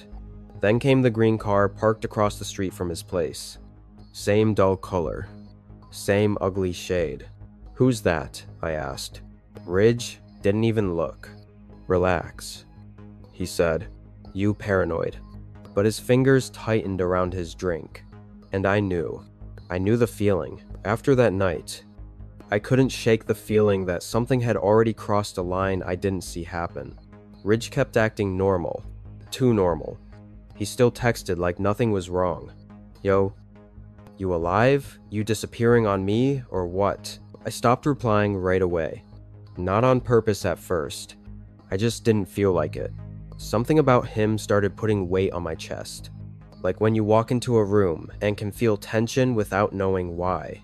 One afternoon, he showed up at my job. I hadn't told him where I worked. I was behind the counter at a small hardware store off Crestline Avenue, ringing up nails and paint rollers. When I heard his voice, there you are. I looked up. Ridge leaned against the counter, smiling like this was planned. I felt my stomach tighten. You work here now? He asked. I forced a laugh. Yeah. Been here a bit. How long's a bit? Couple months. He nodded slowly. Huh. Never mentioned it? I shrugged. Didn't think it mattered. His smile flickered just for a second. Everything matters, he said. That's how you know people. I didn't like the way he said that. He bought nothing. Just stood there talking until my manager cleared his throat behind him. Catch you later, Ridge said, tapping the counter twice before leaving. Tap, 10. Tap. The sound stayed with me. That night, I couldn't sleep. Every time I closed my eyes, I thought about my mom at that red light, about the gun, about how close something terrible had come without leaving a mark. I started replaying conversations with Ridge, the questions he asked, the things he remembered, the way he always positioned himself just a little too close. I remembered something else, too. The first time I met him, he asked me where I lived. Not the area, not the city, the street. I brushed it off back then. I didn't brush it off anymore. A week later, I ran into Marlo Jensen. She was someone I knew from class, but never talked to much. Quiet. Observant. The kind of person who listened more than she spoke. We ended up sitting near each other in the library. She glanced at my phone, lighting up with Ridge's name again and again. You good? She asked. I hesitated, then said, Do you know Ridge? Her expression changed. Yeah, she said slowly. Why? Something feel off to you about him? I asked. She stared at the table for a moment, then leaned in. He lies, she said. A lot. My heart skipped. What kind of lies? Little ones. She said, big ones. Depends on the day. She told me Ridge had different stories for different people, different hometowns, different families, different pasts. He asked me for money once. She added, said it was an emergency. I said no. He stopped talking to me after that. Something clicked. Fake friends don't leave when you need them. They leave when they can't use you. That night, I decided to confront him. Not aggressively. Just honestly, we met at a diner off Route 9. The kind that smelled like grease and burnt coffee no matter what time it was. Ridge slid into the booth across from me. You've been distant, he said. What's up? I took a breath. I need to ask you something. Shoot. Why do you know so much about me? He laughed. Too quick. Man, that again? I'm serious. His eyes hardened. You accusing me of something? I'm asking. He leaned back, crossing his arms. You paranoid? That word again. Paranoid? Do you own a green car? I asked quietly. The diner noise seemed to drop out. Ridge didn't answer right away. Then he smiled. Lot of green cars out there. He said. I stood up. I think we're done. I said. He didn't try to stop me, but as I walked away, he said something that froze me mid-step. You ever think about what almost happened to you and your mom? I turned. What did you just say? Ridge's smile was gone. Nothing. He said, forget it. I didn't forget it. I couldn't. 2 weeks later, Ridge disappeared. No texts. No calls. No sightings. I thought maybe that was it. I was wrong. The article popped up while I was scrolling one night. Different state. Different name. Same face. Charged with armed assault. Multiple aliases. My hand shook as I read it. The picture stared back at me like a dare. I closed the app and sat there in silence, thinking about green cars, thinking about red lights, thinking about how close danger can get without ever touching you. My mom noticed something was wrong. You okay? She asked one night. I nodded. Yeah. She didn't push. She never did. But as I lay in bed later, staring at the ceiling, I understood something clearly for the first time. Some people don't come into your life to be friends. They come to learn you, study you.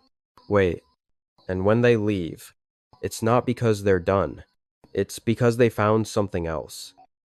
Or someone else. After Ridge disappeared, life didn't magically go back to normal. That's the lie people tell. That danger leaves clean edges behind. It doesn't. It leaves echoes. I started noticing how quiet my days became. Fewer texts, smaller circles, less noise. At first, it felt lonely. Then, it felt safe. And that scared me too, because safety shouldn't feel unfamiliar. A few months passed. I stopped checking social media as much. Stopped trusting smiles right away. Stopped assuming everyone meant well just because they acted friendly. My mom noticed the change. You're different, she said one night while we were washing dishes. Good, different, or bad? I asked. She thought for a moment. Aware different. That word again. Aware. I dried my hands and leaned against the counter. Do you ever think about that day with the car? She nodded. More than I want to admit. Do you think they knew us? I asked. She shook her head. I think they didn't need to. That answer stuck with me. Some people don't need a reason. A year later, I ran into Marlo again. We were both older, more tired, less open. We talked about Ridge for the first time since everything happened. You ever hear from him? I asked. No, she said, but I heard about him. She pulled up an article on her phone. Different crime. Different city, same pattern. He always needed someone, she said quietly. Until he didn't. I thought about that woman my mom told me about, the one who adopted a child without knowing her past. About how love wasn't enough to overwrite what already existed. Some people are shaped by things you'll never see. That doesn't make them monsters. But it doesn't make them safe either. A few weeks later, something small happened that broke me in a way I didn't expect. I was driving alone, stopped at a red light. A green car pulled up beside me. Same shade. Same dull paint. My hands started shaking. My heart slammed so hard I thought I'd pass out. I glanced over. An older couple sat inside, arguing about directions. Nothing dangerous. Nothing wrong. The light turned green. They drove off. I sat there for a moment, breathing through the panic. And then I laughed, not because it was funny, but because I finally understood. Trauma doesn't care about logic. It cares about memory. That night, I told my mom everything about Ridge. She listened quietly, just like my grandfather had years before. When I finished, she said something I'll never forget. Sometimes the universe gives you a warning shot. She said, not to scare you, to teach you. What was the lesson? I asked. She met my eyes. That not everyone who stands beside you is on your side. I don't think about Ridge much anymore, but I think about fake friends all the time. The ones who ask too many questions. The ones who mirror you too well. The ones who disappear the moment you stop being useful. I think about how close danger can sit without ever touching you. How sometimes survival isn't about fighting. It's about noticing, listening, leaving early. If there's one thing I've learned, it's this. Real friends don't make you feel watched. Real friends don't study your routines. Real friends don't smile when you're uncomfortable. And real danger doesn't always come running at you with a weapon. Sometimes it pulls up beside you at a red light, smiles, and waits. I used to believe that if you worked hard enough, if you stayed loyal long enough, life would eventually return the favor. That belief was built inside a bar. Not a fancy one. Not the kind with neon cocktails and Instagram walls. Just a narrow, dimly lit dive called Blackwater Bend, wedged between a tire shop and an abandoned florist on Hollis Avenue, right near the river bend that smelled like rust and wet concrete in the summer. That bar raised me. My father, Graham Holloway, bought the building when I was still a toddler. Everyone said he was crazy for it. The place had water damage, bad wiring, and a reputation for fights. But Dad had this way of seeing potential where other people only saw problems. He used to tell me, people don't come to bars for drinks. They come to forget. Growing up, my childhood didn't have weekends or holidays. It had shifts. I learned to read sitting in a booth with cracked vinyl seats. I learned math, counting tips. I learned body language by watching men walk in angry and leave quieter or louder. By the time I was 14, I could tell if a fight was about to happen just by the way someone set their glass down. And through every stage of my life, there was always one constant presence sitting at the far end of the bar. His name was Lauren Calder. Most people thought he was just another regular. But to me, Lauren felt permanent. Lauren didn't announce himself when he entered a room. The door would open. The bell would ring once. And suddenly, he'd just be there, already halfway to his stool. Like he'd been mid-step before reality caught up. He was a big man. Broad shoulders, thick neck, heavy hands that looked like they'd crushed more than beer cans in their lifetime. His hair was iron gray and always tied back with a strip of leather, and his beard hid half his face, but not his eyes. His eyes were always tired, not drunk tired, not old tired. Tired like someone who had seen too much and never learned how to put it down. He drank rye whiskey, neat, one every hour, never rushed, never skipped, And he only talked to my father. Sometimes I'd be behind the bar, pretending not to listen, while they spoke in half sentences and pauses. You hear from him? No. And I don't want to. Some things stay buried. Whenever I asked my dad about Lauren, he'd shut it down fast. That's old work. He'd say, you don't need to know. As a kid, I thought that meant construction, or the military, or some union thing. As an adult, I realized it meant something darker.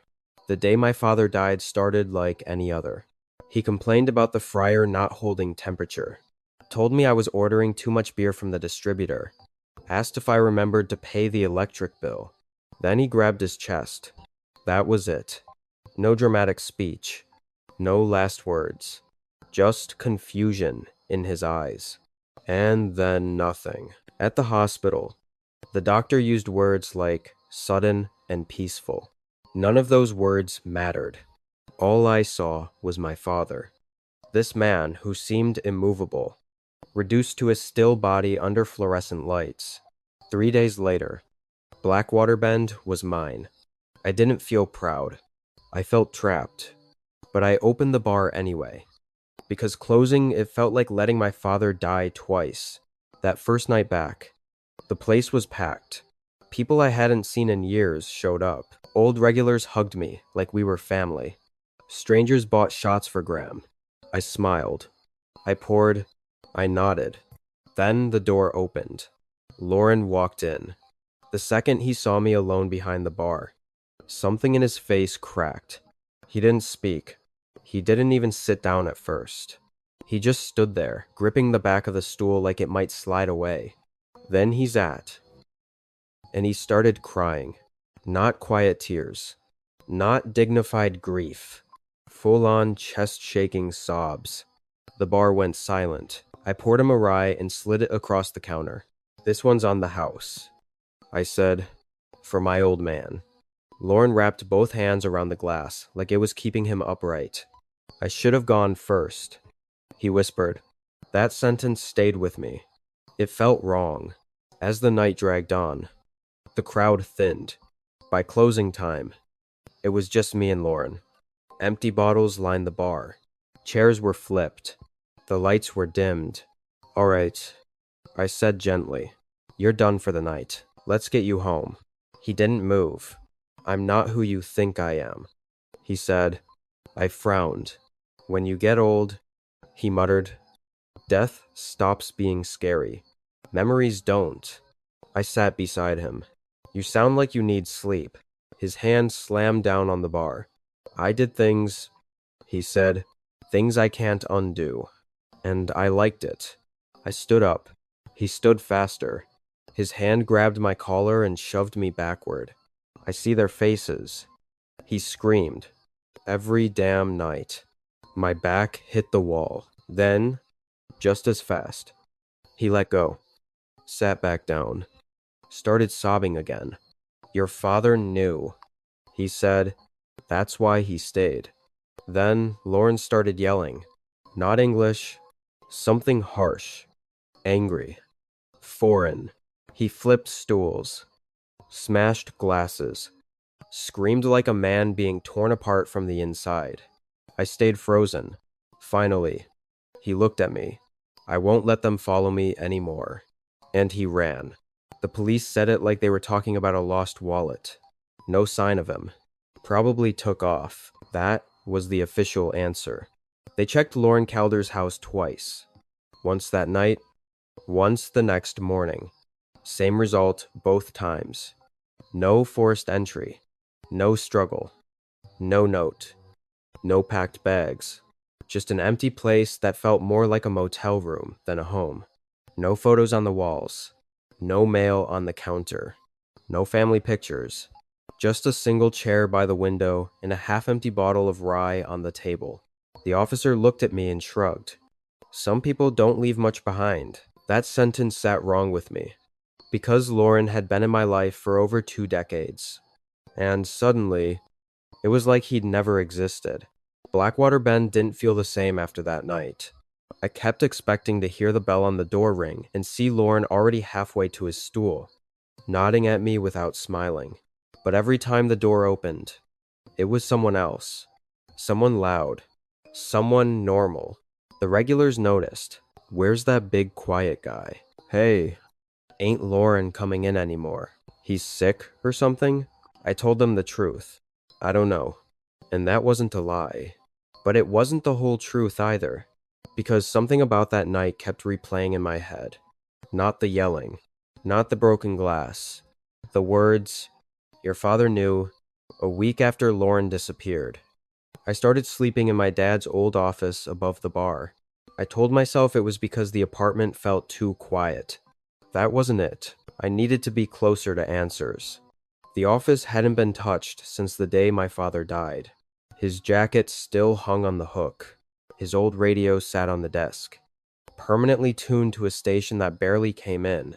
One night, after closing, I sat at his desk and opened the bottom drawer.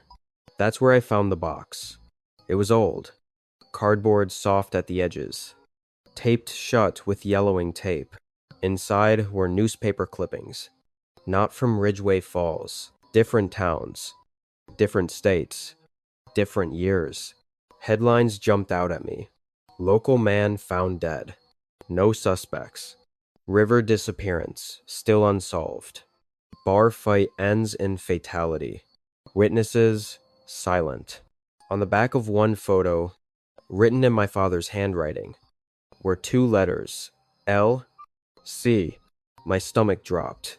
I flipped through the box faster. Every clipping had those same initials. Some had dates circled. Some had names crossed out. Some had nothing at all. Just the picture and those letters. At the bottom of the box was an envelope. Inside it was a single note. He saves my life. I keep him close so he doesn't become what he used to be. I sat there for a long time, listening to the bar hum beneath me, realizing something horrible. Lauren wasn't just my dad's friend. He was his responsibility. After that, memories started to shift. Things I'd ignored before started lining up. How Lauren never talked about family. How he never took photos. How he paid in cash. How he never let anyone walk him home, except me. How he always sat where he could see the door. How he never stayed past closing. Except that night, I started asking questions around town. Carefully, I asked Hank, the old dock worker who'd been drinking at Blackwater Bend since before I was born. Hey, you remember Lauren before my dad owned the bar? Hank squinted. Name don't ring a bell. What about the big guy? Gray hair. Always wore flannel. Hank shook his head. Son. I've been coming here 30 years. I'd remember a guy like that. That scared me more than anything else. Because I remembered him. So why didn't anyone else? 2 weeks after Lauren vanished, I found someone who did. Her name was Marlo Fitch. She used to bartend at a place downriver called the Split Anchor, before it shut down after a stabbing. She was older now, hair gone gray at the temples, eyes sharp, like she didn't miss much. She stared at me when I mentioned Lauren. You shouldn't be asking about him, she said. My heart skipped. You know him? She took a slow drink and leaned closer. I knew him before he was Lauren. My mouth went dry. What was his name? She hesitated. Doesn't matter. He changed it every few years. What did he do? I asked. She laughed, but there was no humor in it. He survived. She said, that's what he did. She told me stories about a man who showed up in bars right before things went bad, about fights that ended with ambulances, about men who were never seen again. And your father, she added quietly, was the only one who ever made him stop. That hit harder than I expected, because suddenly, my dad wasn't just a bar owner. He was a man standing between a monster and the world. The last thing Marlo said before she left still echoes in my head. He wasn't your friend. She said. He was trying to be. That night, I stayed late again. I poured a rye, set it at the end of the bar. Why didn't you tell me? I muttered to an empty room. For a moment, I swear I heard a chair scrape. I froze. Nothing happened. But I knew then. Lauren wasn't gone. He was running from himself. There's a special kind of silence that settles into a bar after midnight. Not the quiet you get at home. Not the peaceful kind. It's a hollow silence. Like the building itself is holding its breath. After Marlowe talked to me, I couldn't bring myself to lock up and leave anymore. I stayed late every night, sitting at the bar, staring at the same empty stool where Lauren had sat for more than half my life. I kept thinking about what she'd said. He wasn't your friend. He was trying to be. That sentence bothered me more than everything else combined. Because what does that even mean? Either someone's your friend or they're not. Right. I started noticing things I had ignored for years. How Lauren never laughed too hard. How he never drank more than he could control. How he never let himself relax completely. Like he was always on duty. Like the bar wasn't a place to unwind. It was a place to contain himself. And then it hit me. Maybe Lauren didn't come to Blackwater Bend because he liked the drinks. Maybe he came because my father was there. I dug deeper into my dad's things. Not out of curiosity anymore. Out of necessity. In the back of his filing cabinet, behind old tax records and vendor invoices, I found another envelope. This one was thicker, heavier. Inside were handwritten pages. My father's handwriting. Not neat. Not organized. Like he'd written it fast. Afraid he might change his mind. If you're reading this, then I'm gone. And if Lauren is gone, too. Then I failed. I felt my throat tighten. He came into my life angry and broken. The kind of man who doesn't feel guilt until it's too late. I don't know exactly what he did before Ridgeway Falls. I never asked. I didn't need to. Some people don't need forgiveness. They need boundaries. I sat down hard in the chair. I kept him close. Gave him routine. Gave him rules. Gave him a place where violence had no purpose. That was the deal. The paper shook in my hands. If he ever loses me, he might lose control. And if that happens, I pray to God he runs. Instead of hurting someone. I understood now. Blackwater Bend wasn't just a bar. It was a leash. 3 nights later, the call came. 2:17 a.m. Unknown number. I almost didn't answer. Hello? There was heavy breathing on the other end. Then a voice I hadn't heard in months. You shouldn't have looked. Lauren said. My chest tightened. Where are you? Doesn't matter. You're scaring people. I said. You scared me. A long pause. I scared myself first. I swallowed. You don't have to do this alone. He laughed. A dry, tired sound. That's the problem, he said. I always was alone. The line went dead. The next morning, police cars lined the river access road just outside town. A fisherman had found something. A jacket. Green. Worn. Familiar. Lauren's. No body.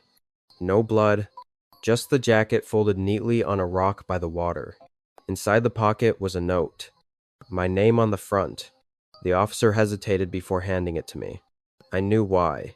Because some goodbyes aren't meant to be read out loud. You were kind to me. That's more than I deserved. Your father understood what I was.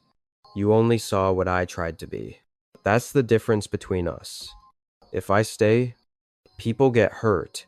Maybe not today. Maybe not tomorrow. But eventually, this is me doing the one good thing I still can. My hands were shaking. Friendship isn't about being known. It's about being stopped.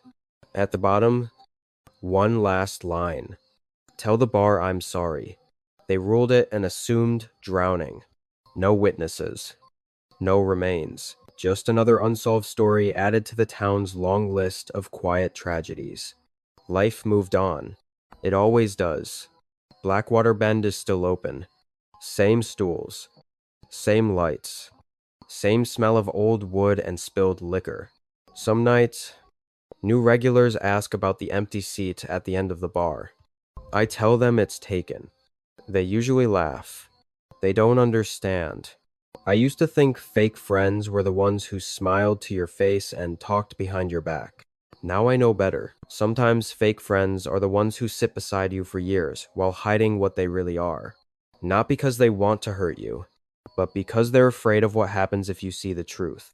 And some nights, when the bar is quiet and the river wind rattles the windows, I pour a rye and set it at the end of the counter. Not because I expect him to come back, but because, for a long time, he tried. Story the neighbor. I used to think New York chews people up and spits them out. Turns out, sometimes it digs up your past and drops it right on your doorstep. I moved to Hollis Hills, Queens, in late October, right when the city starts smelling like wet leaves, exhaust fumes, and burnt coffee. It wasn't Manhattan glam or Brooklyn trendy. It was quiet, suburban by New York standards, tree-lined blocks, driveways instead of fire escapes, and neighbors who nodded but didn't ask questions. That's exactly why I chose it.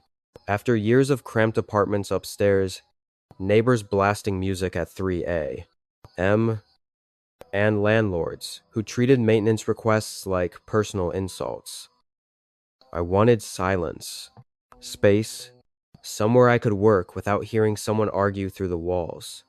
I was 34, single, and tired in a way sleep didn't fix. My new house wasn't huge, but it felt like a win. 2 stories, a small porch, a fenced backyard, the kind of place where Amazon packages didn't vanish in 5 minutes. I still remember standing in the empty living room on move-in day, keys in my hand, thinking, yeah, I could breathe here. That illusion lasted about 20 minutes.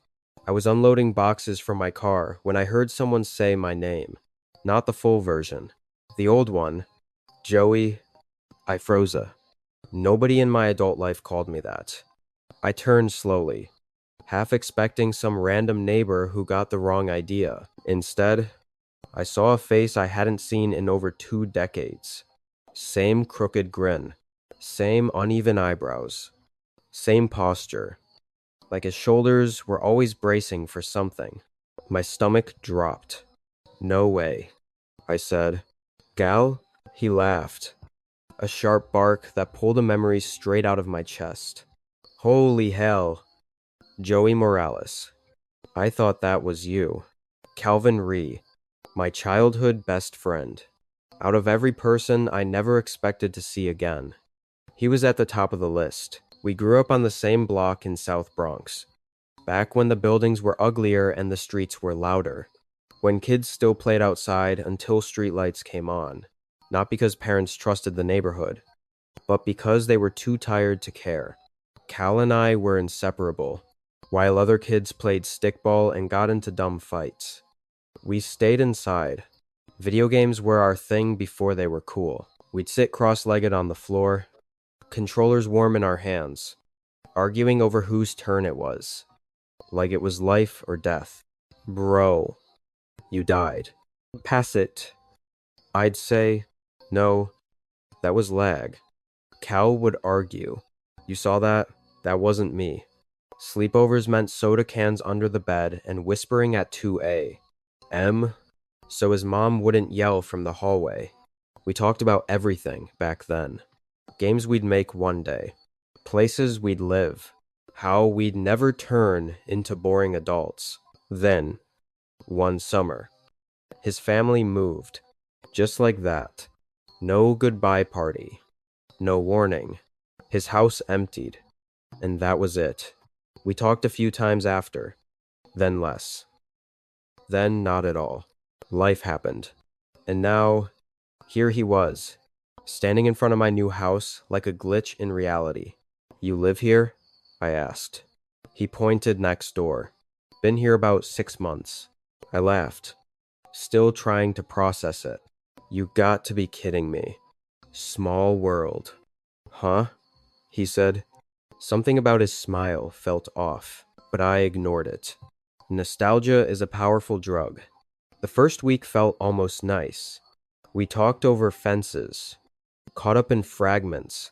He told me he'd bounced around New Jersey, Philly, back to New York. I told him about my work. I design games. I said one evening, "For real?" he asked. "Yeah, mostly indie stuff. Freelance contracts." "Damn," he said. Didn't see that coming. That should have been my first warning. A few days later, he knocked on my door. Figured we should hang out properly. He said, "Old times." I hesitated, then shrugged. "Sure." He stepped inside and stepped aside. Two people followed him in. "This is Rico," he said, nodding to a tall guy with dead eyes. "And that's Nessa." Nessa didn't smile. She scanned my living room like she was counting exits. Rico's eyes lingered on my TV, my speakers, my desk. I felt it then, that slow, crawling unease. But I ignored it. We sat, talked, or tried to. Every question felt pointed. "So, that computer," Rico said casually. "That's for work?" "Yeah. Must be expensive. Not cheap." Nessa whispered something to Cal. He nodded. Then Cal laughed and said, "Man, remember how obsessed we were with games? I ditched that kid stuff years ago." I smiled automatically. Guess I didn't. The room shifted. Their interest sharpened. When they finally left, I locked the door behind them and stood there longer than necessary, staring at my reflection in the glass. Something wasn't right. And, deep down, I think I already knew. The night everything came apart started like any other New York night. Cold wind rattling dead leaves down the block. A distant siren cutting through the quiet. Somewhere nearby, a dog barking like it had a personal grudge against the universe. I was in my home office, hoodie on, headphones half off, staring at lines of code that refused to cooperate. That kind of tired where your eyes burn but your brain won't shut down. It was a little after 2 M. That's when my phone buzzed. Motion detected. Front door. I frowned. Nobody comes by at 2 in the morning in Hollis Hills. Not unless something's wrong. I pulled up the camera feed. 3 figures stood on my porch. All wearing hoodies. All wearing those cheap blue medical masks you could buy anywhere. Not Halloween masks. Not trying to look scary. Trying not to be recognized. My chest tightened. One of them stood closest to the door. He shifted his weight, turned slightly sideways, and reached behind his lower back. For half a second, the porch light caught metal. A handgun. My mouth went dry. He tested the doorknob once. Twice. Locked. Thank God. He stepped back like he was thinking. Like he was weighing options. Then I heard a voice through the feed. Low. Sharp. "Yo. Camera." A woman's voice. "Nessa." She pointed up at the Ring doorbell. The guy at the door leaned forward, even with the mask on, even with the hood pulled low. I knew those eyes. Cal. The realization hit both of us at the same time. His eyes widened. "Shit," he muttered. "Hiko frozy." Nessa swore under her breath. "Go, go, go." She hissed. She ran first. Rico followed. Cal yanked the doorknob one last time. Hard. Like anger had replaced caution. "Open the door," he whispered. Like I would. Then he bolted. I stood there, shaking, heart trying to punch its way out of my chest. Then I did the only thing that made sense. I called 911. The cops arrived fast. Queens doesn't mess around when guns are involved. I showed them the footage.